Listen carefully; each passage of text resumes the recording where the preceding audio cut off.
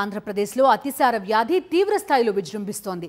ఇప్పటివరకు అధికారికంగా 8 మంది మృతి చెందినట్టు ప్రకటించిన అనధికారిక సంఖ్య మరింత ఎక్కువగా ఉన్నట్టుగా తెలుస్తోంది. రాష్ట్ర వ్యాప్తంగా అన్ని జిల్లాల్లోనూ డయేరియా ప్రబలుతున్న ఎన్టీఆర్ జిల్లా జగ్గయ్యపేటలో పరిస్థితి సీరియస్గా ఉంది. ఒక్క జగ్గయ్యపేటలోనే 79 మంది అతిసార బారిన పడగా 6 మృతి చెందారు. వానాకాలం ప్రారంభంలోనే ఏపీలో డయేరియా వణికిస్తోంది. గత కొన్ని రోజులుగా అతిసార వ్యాధి విస్తరిస్తుండటంతో ప్రజలు ఆసుపత్రి పాలవుతున్నారు.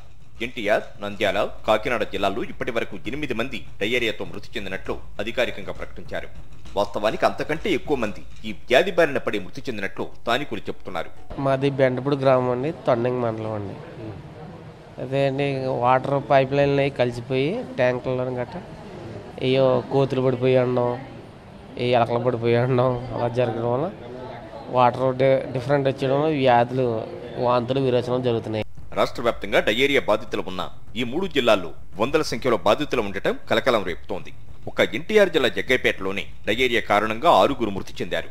రాష్ట్ర వ్యాప్తంగా ఇప్పటి వరకు మొత్తం 168 డయేరియా కేసులు నమోదు కాగా అందులో 79 జగ్గయ్యపేటలోనివి కావడం ఆందోళన కలిగిస్తోంది. 5 రోజుల నుంచి జగ్గయ్యపేట కాన్స్టిట్యున్సీ కింద ఉన్న జగ్గయ్యపేట మండలం అట్లానే వత్సవాయి మండలంలో అతిసార ప్రబలి ఎంతో ప్రజలు కొంచెం ఇబ్బంది కూడా పాలైన పరిస్థితి జరిగింది.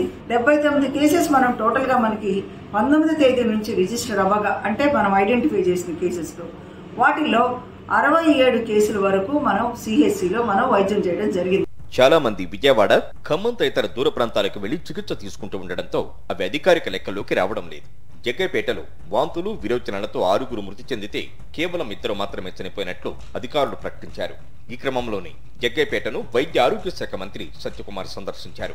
రాష్ట్ర వ్యాప్తంగా 30,000కి పైగా తాగునీటి నమూనాలు పరిశీలిస్తే 217 ప్రాంతాల్లో నీరు కలుషితమైనట్లు గుర్తించామని ఆయన ప్రకటించారు. డయేరియా విజృంభిస్తున్న నేపథ్యంలో విజయవాడ ప్రభుత్వ ఆసుపత్రిలో 45 పడకలతో ప్రత్యేక వార్డు ఏర్పాటు చేశారు.